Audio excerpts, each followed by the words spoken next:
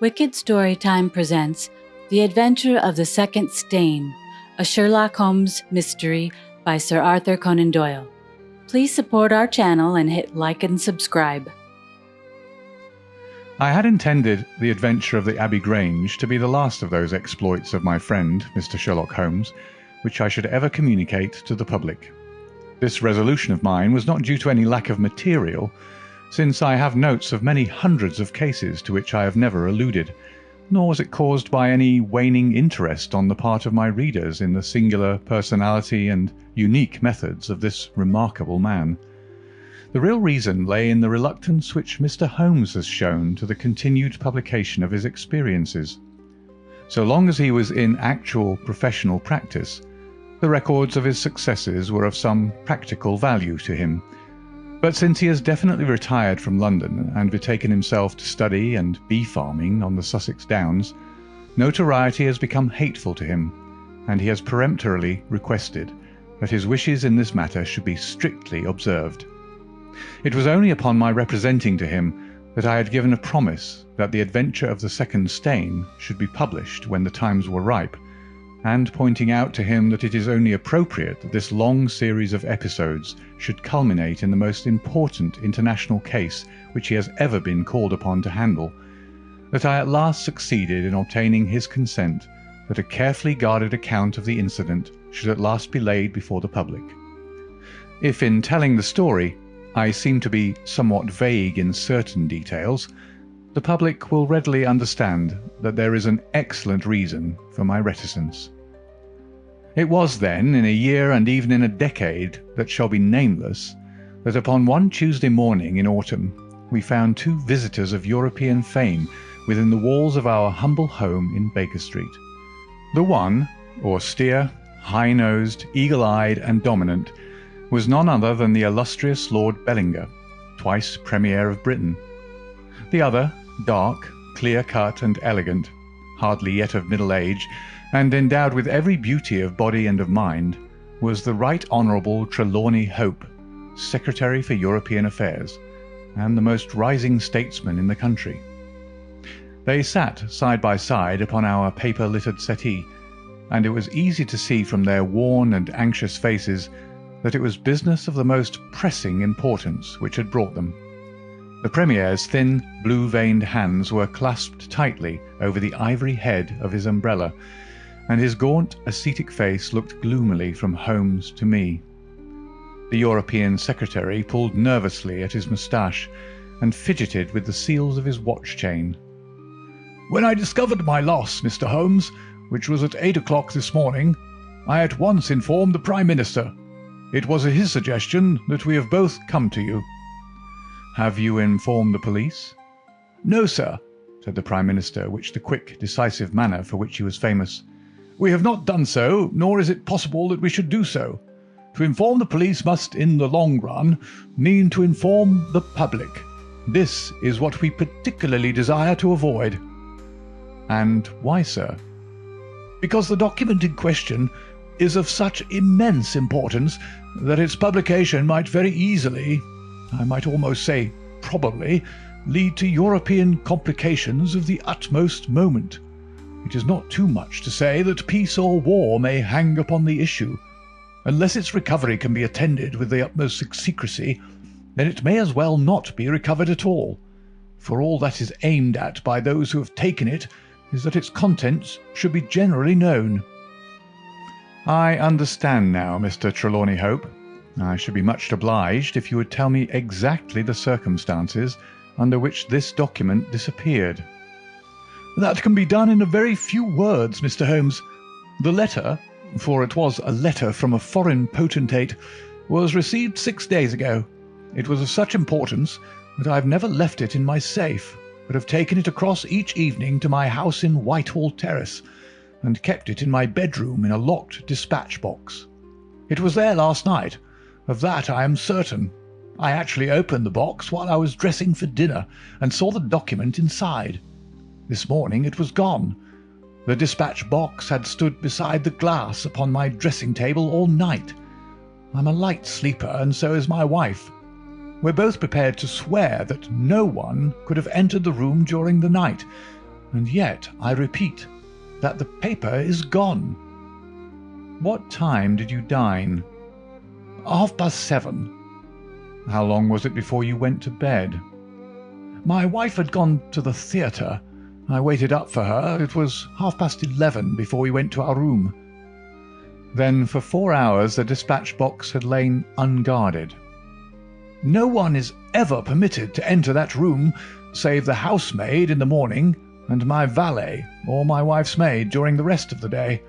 They are both trusty servants who have been with us for some time. Besides, neither of them could possibly have known that there was anything more valuable than the ordinary departmental papers in my dispatch box.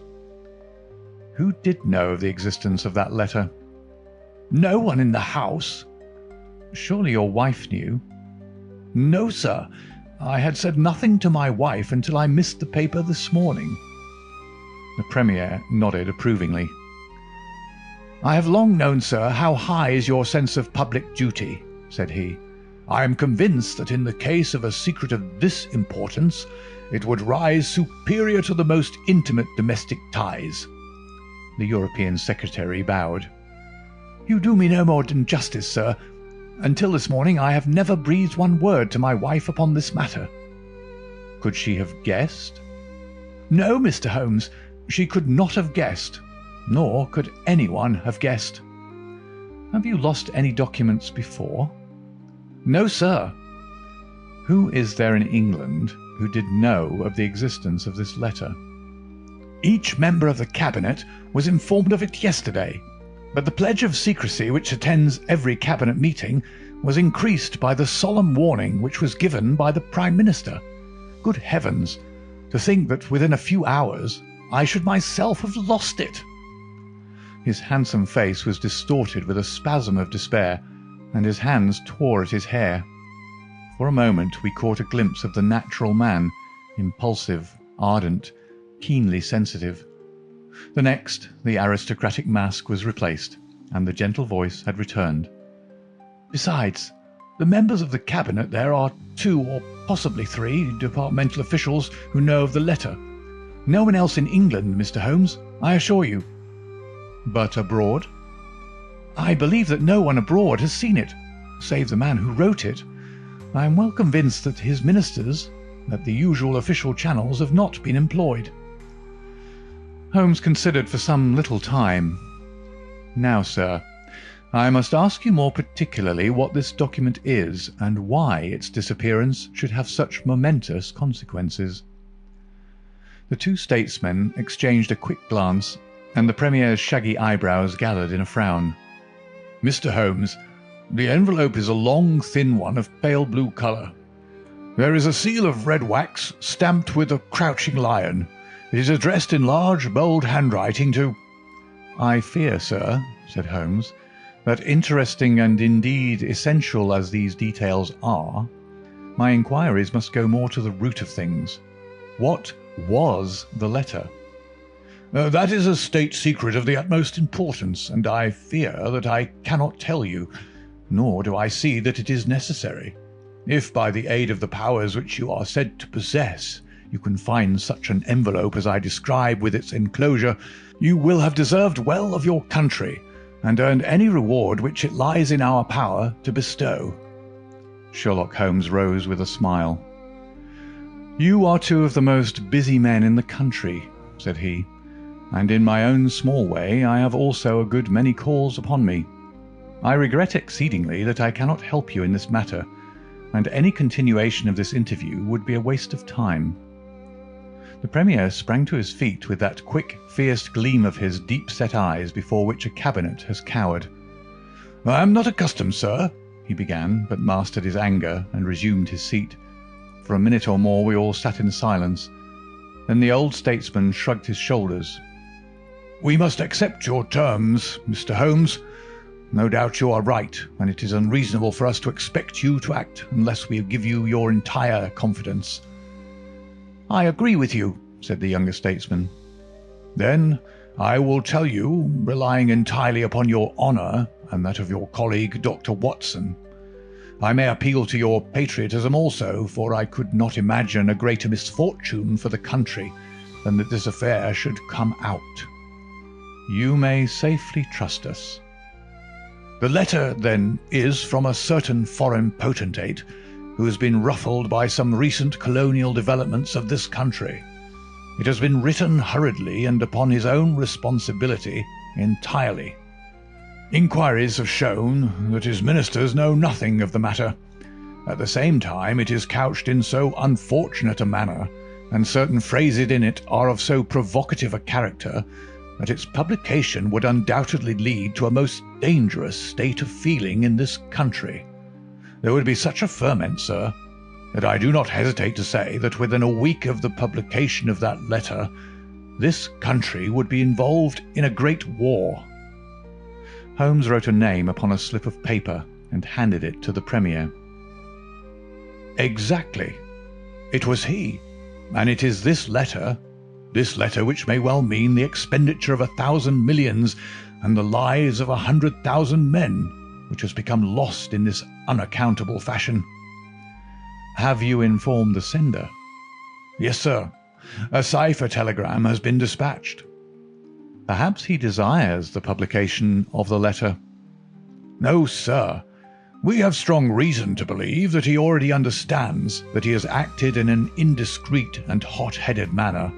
It would be a greater blow to him and to his country than to us if this letter were to come out. If this is so, whose interest is it that the letter should come out? Why should anyone desire to steal it or to publish it?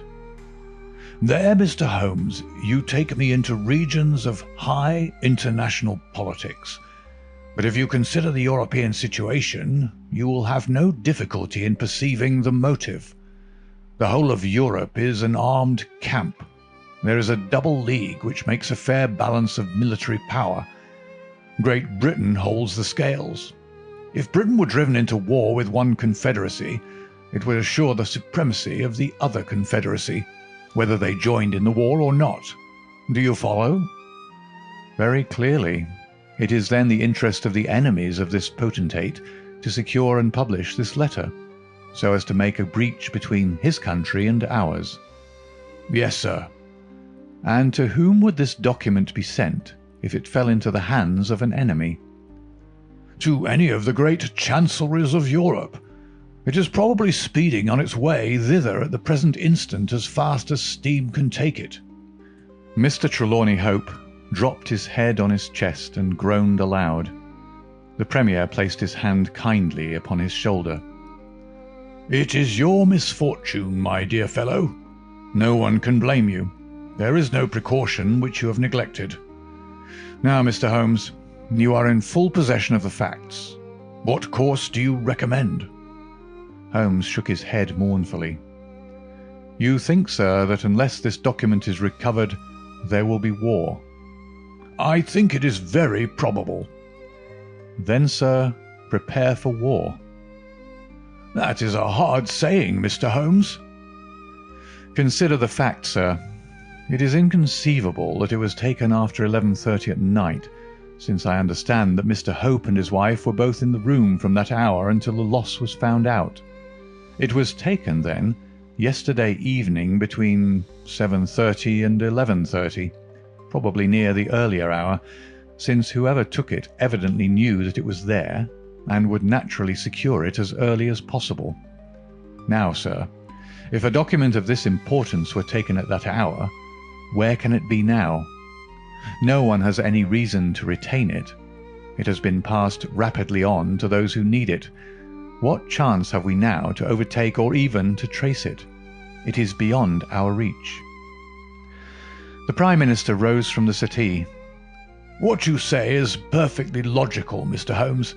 I feel that the matter is indeed out of our hands.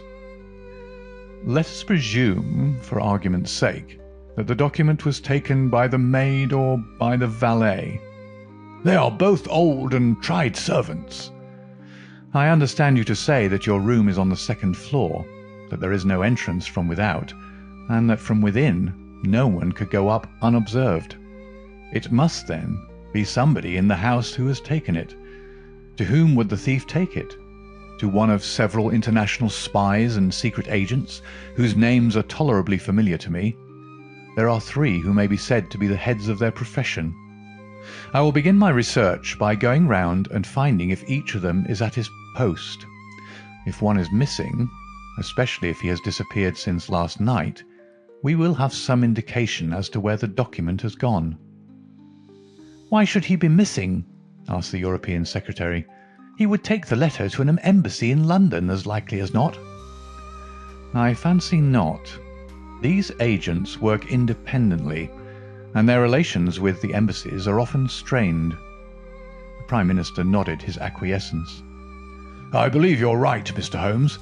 He would take so valuable a prize to headquarters with his own hands. I think that your course of action is an excellent one. Meanwhile, I hope we cannot neglect all our other duties on account of this one misfortune. Should there be any fresh developments during the day, we shall communicate with you, and you will no doubt let us know the results of your own inquiries." The 2 statesmen bowed and walked gravely from the room. When our illustrious visitors had departed, Holmes lit his pipe in silence, and sat for some time lost in the deepest thought.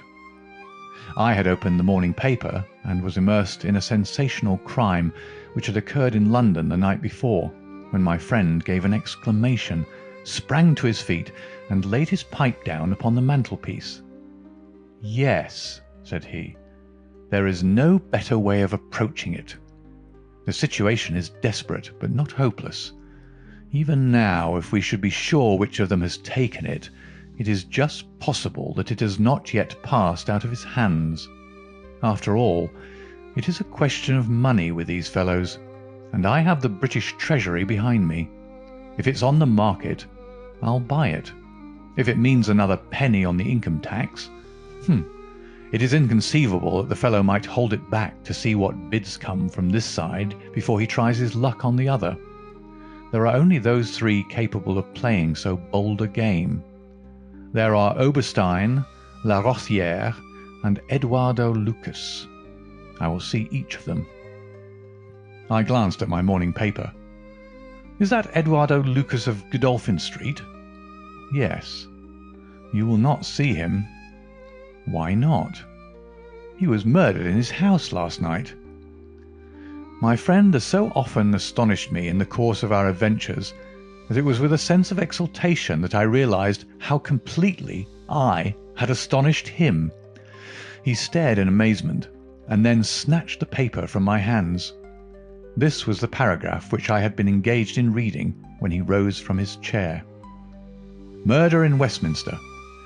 A crime of mysterious character was committed last night at 16 Godolphin Street, one of the old-fashioned and secluded rows of 18th century houses which lie between the river and the Abbey, almost in the shadow of the great tower of the Houses of Parliament. This small but select mansion has been inhabited for some years by Mr. Eduardo Lucas, well known in society circles, both on account of his charming personality and because he has the well-deserved reputation of being one of the best amateur tenors in the country. Mr. Lucas is an unmarried man, 34 years of age, and his establishment consists of Mrs. Pringle, an elderly housekeeper, and of Mitten, his valet. The former retires early and sleeps at the top of the house. The valet was out for the evening, visiting a friend at Hammersmith. From 10 o'clock onward, Mr. Lucas had the house to himself. What occurred during that time has not yet transpired, but at 11:45, Police Constable Barrett, passing along Godolphin Street, observed that the door of number 16 was ajar. He knocked, but received no answer. Perceiving a light in the front room, he advanced into the passage and again knocked, but without reply. He then pushed open the door and entered. The room was in a state of wild disorder, the furniture being all swept to one side, and one chair lying on its back in the centre. Beside this chair, and still grasping one of its legs, lay the unfortunate tenant of the house. He had been stabbed to the heart, and must have died instantly. The knife with which the crime had been committed was a curved Indian dagger, plucked down from a trophy of Oriental arms which adorned one of the walls. Robbery does not appear to have been the motive of the crime, for there had been no attempt to remove the valuable contents of the room. Mr. Eduardo Lucas was so well known and popular that his violent and mysterious fate will arouse painful interest and intense sympathy in a widespread circle of friends. "Well, Watson, what do you make of this?" asked Holmes after a long pause. "It is an amazing coincidence." "A coincidence. Here is one of the three men whom we had named as possible actors in this drama, and he meets a violent death during the very hours when we know that the drama was being enacted. The odds are enormous against it being coincidence. No figures could express them. No, my dear Watson, the two events are connected. Must be connected. It is for us to find the connection." "But now the official police must know all." "Not at all. They know all they see at Godolphin Street. They know and shall know nothing of Whitehall Terrace. Only we know of both events and can trace the relation between them. There is one obvious point which would in any case have turned my suspicions against Lucas. Godolphin Street, Westminster, is only a few minutes' walk from Whitehall Terrace. The other secret agents whom I have named live in the extreme West End. It was easier, therefore, for Lucas than for the others to establish a connection or receive a message from the European Secretary's household. A small thing, and yet, where events are compressed into a few hours, it may prove essential. Hello, what have we here?" Mrs. Hudson had appeared with a lady's card upon her salver. Holmes glanced at it, raised his eyebrows, and handed it over to me. "Ask Lady Hilda Trelawney Hope if she will be kind enough to step up," said he. A moment later, our modest apartment, already so distinguished that morning, was further honoured by the entrance of the most lovely woman in London. I had often heard of the beauty of the youngest daughter of the Duke of Belminster, but no description of it, and no contemplation of colourless photographs, had prepared me for the subtle, delicate charm and the beautiful colouring of that exquisite head. And yet, as we saw it that autumn morning, it was not its beauty which would be the first thing to impress the observer. The cheek was lovely, but it was paled with emotion. The eyes were bright, but it was the brightness of fever. The sensitive mouth was tight and drawn in an effort after self-command. Terror, not beauty, was what sprang first to the eye, as our fair visitor stood framed for an instant in the open door. "Has my husband been here, Mr. Holmes?" "Yes, madam, he has been here." "Mr. Holmes, I implore you not to tell him that I came here." Holmes bowed coldly and motioned the lady to a chair. "Your ladyship places me in a very delicate position. I beg that you will sit down and tell me what you desire, but I fear that I cannot make any unconditional promise." She swept across the room and seated herself with her back to the window. It was a queenly presence, tall, graceful, and intensely womanly. "Mr. Holmes," she said, and her white-gloved hands clasped and unclasped as she spoke, "I will speak frankly to you, in the hopes that it may induce you to speak frankly in return. There is complete confidence between my husband and me on all matters, save one. That one is politics. On this his lips are sealed. He tells me nothing. Now, I am aware that there was a most deplorable occurrence in our house last night. I know that a paper has disappeared, but because the matter is political, my husband refuses to take me into his complete confidence. Now it is essential, I say, that I should thoroughly understand it. You are the only other person, save only these politicians, who knows the true facts. I beg you then, Mr. Holmes, to tell me exactly what has happened and what it will lead to. Tell me all, Mr. Holmes. Let no regard for your client's interests keep you silent, for I assure you that his interests, if he would only see it, would be best served by taking me into his complete confidence. What was this paper which was stolen?" "Madam, What you ask me is really impossible." She groaned and sank her face in her hands. "You must see that it is so, madam. If your husband thinks fit to keep you in the dark over this matter, is it for me, who has only learned the true facts under the pledge of professional secrecy, to tell what he has withheld? It is not fair to ask it. It is him you must ask." "I have asked him. I came to you as a last resource. But without your telling me anything definite, Mr. Holmes, you may do a great service if you would enlighten me on one point." "What is it, madam?" "Is my husband's political career likely to suffer through this incident?" "Well, madam, unless it is set right, it may certainly have a very unfortunate effect." "Oh!"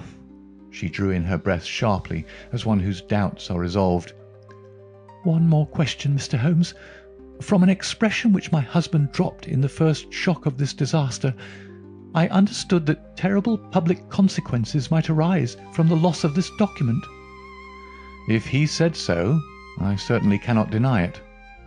"Of what nature are they?" "Nay, madam, there again you ask me more than I can possibly answer." "Then I will take up no more of your time. I cannot blame you, Mr. Holmes, for having refused to speak more freely, and you on your side will not, I am sure, think the worse of me, because I desire, even against his will, to share my husband's anxieties. Once more, I beg that you will say nothing of my visit." She looked back at us from the door, and I had a last impression of that beautiful haunted face, the startled eyes, and the drawn mouth. Then she was gone. "Now, Watson, the fair sex is your department," said Holmes with a smile, when the dwindling frou-frou of skirts had ended in the slam of the front door. "What was the fair lady's game? What did she really want? Surely her own statement is clear and her anxiety very natural." Think of her appearance, Watson, her manner, her suppressed excitement, her restlessness, her tenacity in asking questions. Remember that she comes of a caste who do not lightly show emotion. She was certainly much moved. Remember also the curious earnestness with which she assured us that it was the best for her husband that she should know all. What did she mean by that? And you must have observed, Watson, how she manoeuvred to have the light at her back. She did not wish us to read her expression. Yes, she chose the one chair in the room. And yet the motives of women are so inscrutable. You remember the woman at Margate whom I suspected for the same reason? No powder on her nose. That proved to be the correct solution. How can you build on such a quicksand? Their most trivial action may mean volumes, or their most extraordinary conduct may depend upon a hairpin or a curling tongs. Good morning, Watson. You are off? Yes, I will while away the morning at Godolphin Street with our friends of the regular establishment. With Eduardo Lucas lies the solution of our problem, though I must admit that I have not an inkling as to what form it may take. It is a capital mistake to theorize in advance of the facts. Do you stay on guard, my good Watson, and receive any fresh visitors. I'll join you at lunch if I am able. All that day and the next, Holmes was in a mood which his friends would call taciturn, and others morose. He ran out and ran in, smoked incessantly, played snatches on his violin, sank into reveries, devoured sandwiches at irregular hours, and hardly answered the casual questions which I put to him. It was evident to me that things were not going well with him or his quest. He would say nothing of the case, and it was from the papers that I learned the particulars of the inquest, and the arrest with the subsequent release of John Mitten, the valet of the deceased. The coroner's jury brought in the obvious wilful murder, but the parties remained as unknown as ever. No motive was suggested. The room was full of articles of value, but none had been taken. The dead man's papers had not been tampered with. They were carefully examined, and showed that he was a keen student of international politics, an indefatigable gossip, a remarkable linguist, and an untiring letter-writer. He had been on intimate terms with the leading politicians of several countries, but nothing sensational was discovered among the documents which filled his drawers. As to his relations with women, they appeared to have been promiscuous but superficial. He had many acquaintances among them, but few friends and no one whom he loved. His habits were regular, his conduct inoffensive. His death was an absolute mystery, and likely to remain so. As to the arrest of John Mitten, the valet, it was a counsel of despair as an alternative to absolute inaction. But no case could be sustained against him. He had visited friends in Hammersmith that night. The alibi was complete. It is true that he started home at an hour which would have brought him to Westminster before the time when the crime was discovered, but his own explanation that he had walked part of the way seemed probable enough in view of the fineness of the night. He had actually arrived at 12 o'clock, and appeared to be overwhelmed by the unexpected tragedy. He had always been on good terms with his master. Several of the dead man's possessions, notably a small case of razors, had been found in the valet's boxes, but he explained that they had been presents from the deceased, and the housekeeper was able to corroborate the story. Mitten had been in Lucas's employment for 3 years. It was noticeable that Lucas did not take Mitten on the continent with him. Sometimes he visited Paris for 3 months on end, but Mitten was left in charge of the Godolphin Street house. As to the housekeeper, she had heard nothing on the night of the crime. If her master had a visitor, he had himself admitted him. So for 3 mornings the mystery remained, so far as I could follow it in the papers. If Holmes knew more, he kept his own counsel. But as he told me that Inspector Lestrade had taken him into his confidence in the case, I knew that he was in close touch with every development. Upon the 4th day there appeared a long telegram from Paris, which seemed to solve the whole question. "A discovery has just been made by the Parisian police," said the Daily Telegraph, "which raises the veil which hung around the tragic fate of Mr. Eduardo Lucas, who met his death by violence last Monday night at Godolphin Street, Westminster. Our readers will remember that the deceased gentleman was found stabbed in his room, and that some suspicion attached to his valet, but that the case broke down on an alibi. Yesterday, a lady who has been known as Madame Henri Forney, occupying a small villa in the Rue Austerlitz, was reported to the authorities by her servants as being insane. An examination showed she had indeed developed mania of a dangerous and permanent form. On inquiry, the police have discovered that Madame Henri Forney only returned from a journey to London on Tuesday last, and there is evidence to connect her with the crime at Westminster. A comparison of photographs has proved conclusively that Monsieur Henri Forney and Eduardo Lucas were really one and the same person, and that the deceased had for some reason lived a double life in London and Paris. Madame Forney, who is of Creole origin, is of an extremely excitable nature, and has suffered in the past from attacks of jealousy which have amounted to frenzy. It is conjectured that it was in one of these that she committed the terrible crimes which has caused such a sensation in London. Her movements upon the Monday night have not yet been traced, but it is undoubted that a woman answering to her description attracted much attention at Charing Cross Station on Tuesday morning by the wildness of her appearance and the violence of her gestures. It is probable, therefore, that the crime was either committed when insane, or that its immediate effect was to drive the unhappy woman out of her mind. At present she is unable to give any coherent account of the past, and the doctors hold out no hopes of the re-establishment of her reason. There is evidence that a woman who might have been Madame Forney was seen for some hours upon Monday night watching the house in Godolphin Street. What do you think of that, Holmes? I had read the account aloud to him while he finished his breakfast. "My dear Watson," said he as he rose from the table and paced up and down the room, "you are most long-suffering, but if I have told you nothing in the last 3 days, it is because there is nothing to tell. Even now this report from Paris does not help us much. Surely it is final as regards the man's death." "The man's death is a mere incident, a trivial episode, in comparison with our real task, which is to trace this document and save a European catastrophe. Only one important thing has happened in the last 3 days, and that is that nothing has happened. I get reports almost hourly from the government, and it is certain that nowhere in Europe is there any sign of trouble. Now, if this letter were loose— no, it can't be loose. But if it isn't loose, where can it be? Who has it? Why is it held back?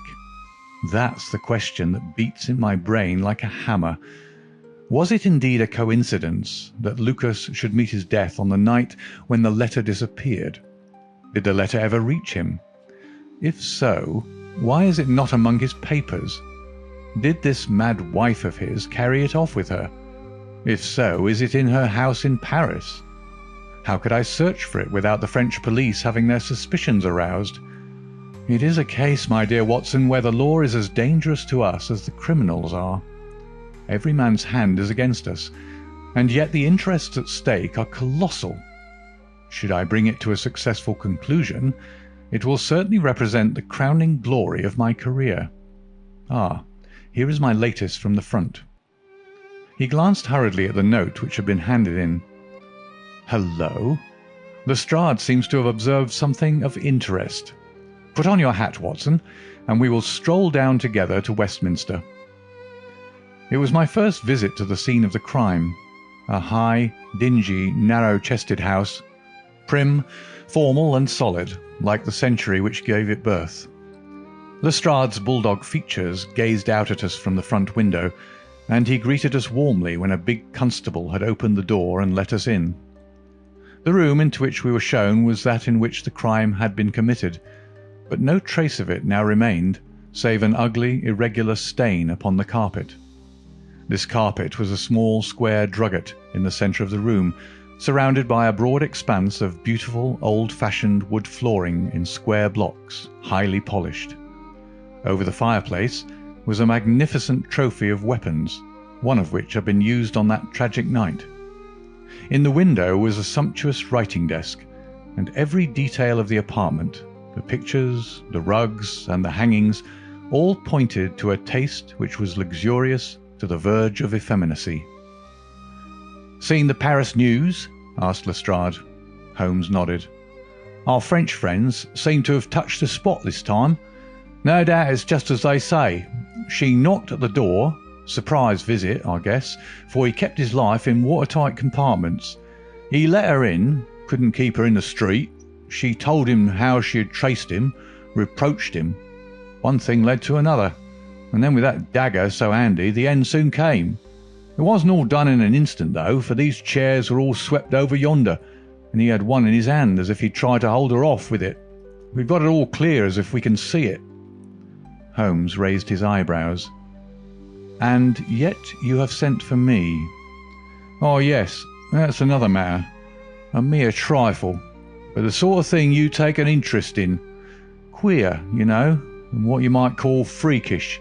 There's nothing to do with the main fact. Can't have on the face of it." "What is it, then?" "Well, you know, after a crime of this sort, we're very careful to keep things in their position. Nothing's been moved.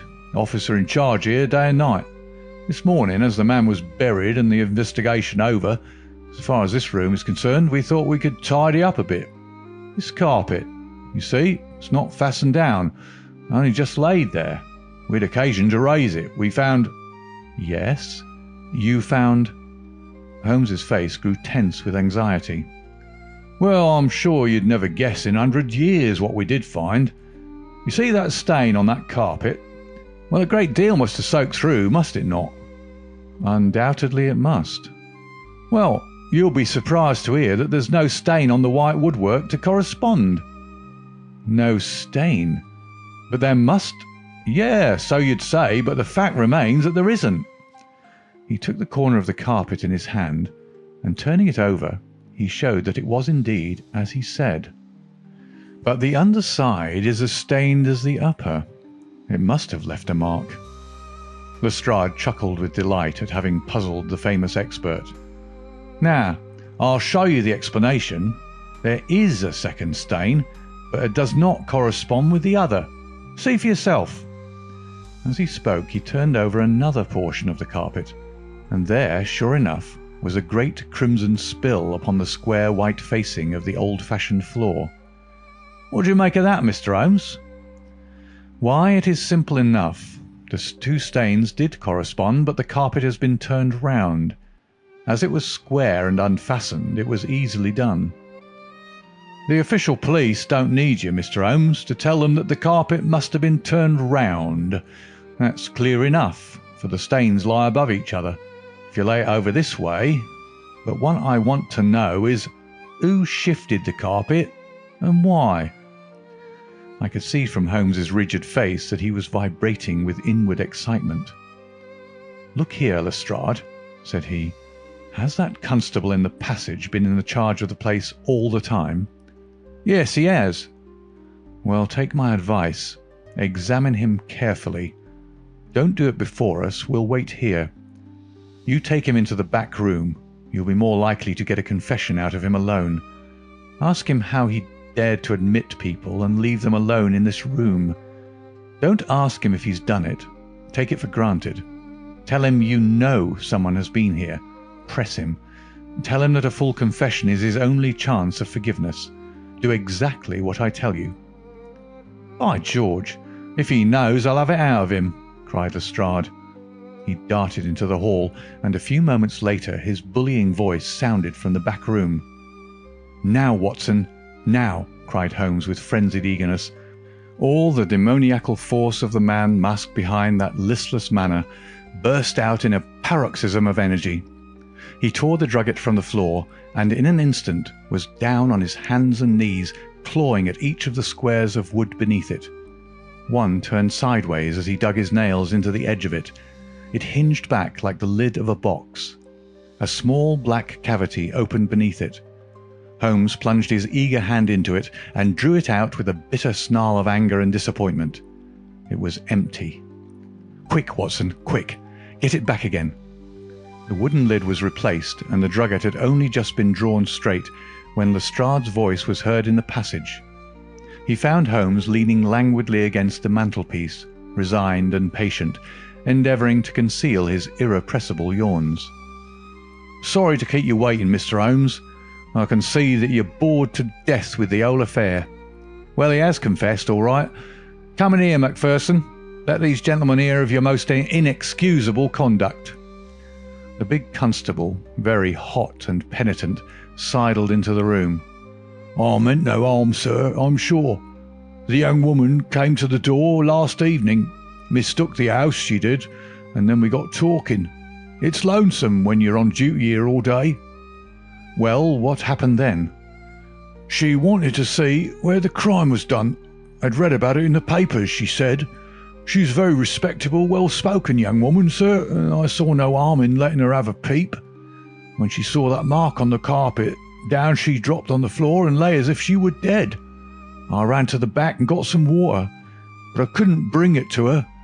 Then I went round the corner to the ivy plant for some brandy. And by the time I brought it back, the young woman had recovered and was off, ashamed of herself, I dare say, and dared not face me."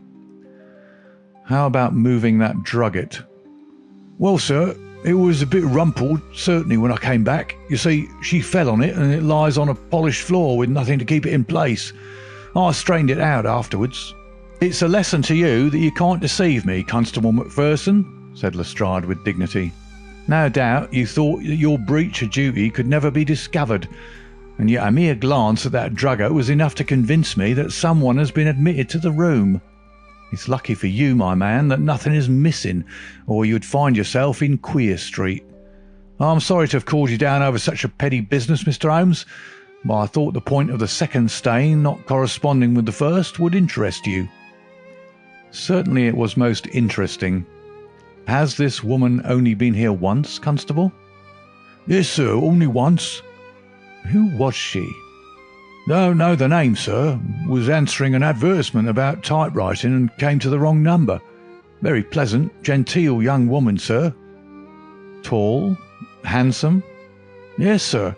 She was a well-grown young woman. I suppose you might say she was handsome. Perhaps some would say she was very handsome. 'Oh, officer, do let me have a peep,' says she. She had pretty coaxing ways, as you might say, and I thought there was no harm in letting her just put her head through the door." "How was she dressed?" "Quiet, sir. A long mantle down to her feet." "What time was it?" "It was just growing dusk at the time. They were lighting the lamps as I came back with the brandy." "Very good," said Holmes. "Come, Watson, I think that we have more important work elsewhere." As we left the house, Lestrade remained in the front room while the repentant constable opened the door to let us out. Holmes turned on the step and held up something in his hand. The constable stared intently. "Good Lord, sir!" he cried with amazement on his face. Holmes put his fingers on his lips, replaced his hand in his breast pocket, and burst out laughing as we turned down the street. "Excellent," said he. "Come, friend Watson, the curtain rings up for the last act. You will be relieved to hear that there will be no war, that the Right Honourable Trelawney Hope will suffer no setback in his brilliant career, that the indiscreet sovereign will receive no punishment for his indiscretion, that the Prime Minister will have no European complication to deal with, and that with a little tact and management upon our part, nobody will be a penny the worse for what might have been a very ugly incident." My mind filled with admiration for this extraordinary man. "You've solved it!" I cried. "Hardly that, Watson. There are some points which are as dark as ever, but we have so much that it will be our own fault if we cannot get the rest. We will go straight to Whitehall Terrace and bring the matter to a head." When we arrived at the residence of the European Secretary, it was for Lady Hilda Trelawney Hope that Sherlock Holmes inquired. We were shown into the morning room. "Mr. Holmes," said the lady, and her face was pink with her indignation, "this is surely most unfair and ungenerous upon your part.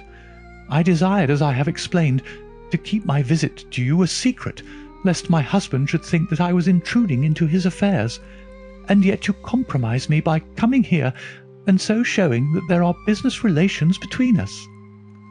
"Unfortunately, madam, I had no possible alternative. I have been commissioned to recover this immensely important paper. I must therefore ask you, madam, to be kind enough to place it in my hands." The lady sprang to her feet, with the colour all dashed in an instant from her beautiful face. Her eyes glazed, she tottered. I thought that she would faint. Then with a grand effort she rallied from the shock, and a supreme astonishment and indignation chased every other expression from her features. You insult me, Mr. Holmes." Come, madam, it is useless. Give up the letter." She darted to the bell. "The butler shall show you out." "Do not ring, Lady Hilda. If you do, then all my earnest efforts to avoid a scandal will be frustrated. Give up the letter, and all will be set right. If you will work with me, I can arrange everything. If you work against me, I must expose you." She stood grandly defiant, a queenly figure, her eyes fixed upon his as if she would read his very soul. Her hand was on the bell, but she had forborne to ring it. "You are trying to frighten me. It is not a very manly thing, Mr. Holmes, to come here and browbeat a woman. You say that you know something. What is it that you know?" "Pray sit down, madam. You will hurt yourself there if you fall. I will not speak until you sit down. Thank you." "I give you 5 minutes, Mr. Holmes." "One is enough, Lady Hilda.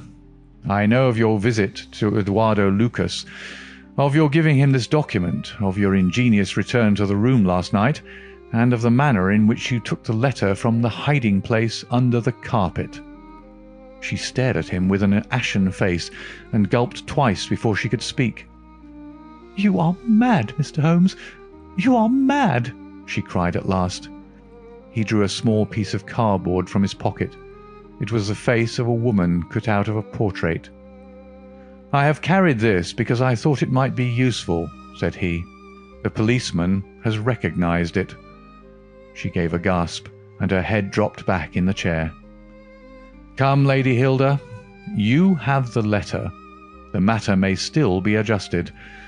I have no desire to bring trouble to you. My duty ends when I have returned the lost letter to your husband. Take my advice and be frank with me. It is your only chance." Her courage was admirable. Even now she would not own defeat. "I tell you again, Mr. Holmes, that you are under some absurd illusion." Holmes rose from his chair. "I am sorry for you, Lady Hilda. I have done my best for you. I can see that it is all in vain." He rang the bell. The butler entered. "Is Mr. Trelawney Hope at home?" "He will be home, sir, 1:15."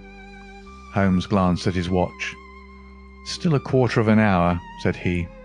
"Very good. I shall wait." The butler had hardly closed the door behind him when Lady Hilda was down on her knees at Holmes's feet, her hands outstretched, her beautiful face upturned and wet with her tears. "Oh, spare me, Mr. Holmes, spare me," she pleaded in a frenzy of supplication. "For heaven's sake, don't tell him. I love him so. I would not bring one shadow on his life, and this I know would break his noble heart." Holmes raised the lady. "I am thankful, madam, that you have come to your senses even at this last moment. There is not an instant to lose. Where is the letter?" She darted across to a writing desk, unlocked it, and drew out a long blue envelope. "Here it is, Mr. Holmes. Would to heaven I had never seen it." "How can we return it?" Holmes muttered. Quick, we must think of some way. Where is the dispatch box?" "Still in his bedroom." "What a stroke of luck! Quick, madam, bring it here." A moment later she had appeared with a red flat box in her hand. "How did you open it before? You have a duplicate key?" "Yes, of course you have. Open it." From out of her bosom Lady Hilda had drawn a small key. The box flew open. It was stuffed with papers. Holmes thrust the blue envelope deep down into the heart of them, between the leaves of some other document. The box was shut, locked, and returned to the bedroom. "Now we are ready for him," said Holmes. "We have still 10 minutes. I am going far to screen you, Lady Hilda. In return you will spend the time in telling me frankly the real meaning of this extraordinary affair." "Mr. Holmes, I will tell you everything," cried the lady. "Oh, Mr. Holmes, I would cut off my right hand before I gave him a moment of sorrow. There is no woman in all London who loves her husband as I do, and yet if he knew how I have acted, how I have been compelled to act, he would never forgive me. For his own honour stands so high that he could not forget or pardon a lapse in another. Help me, Mr. Holmes. My happiness, his happiness, our very lives are at stake." "Quick, madam, the time grows short." "It was a letter of mine, Mr. Holmes, an indiscreet letter written before my marriage, a foolish letter, a letter of an impulsive, loving girl.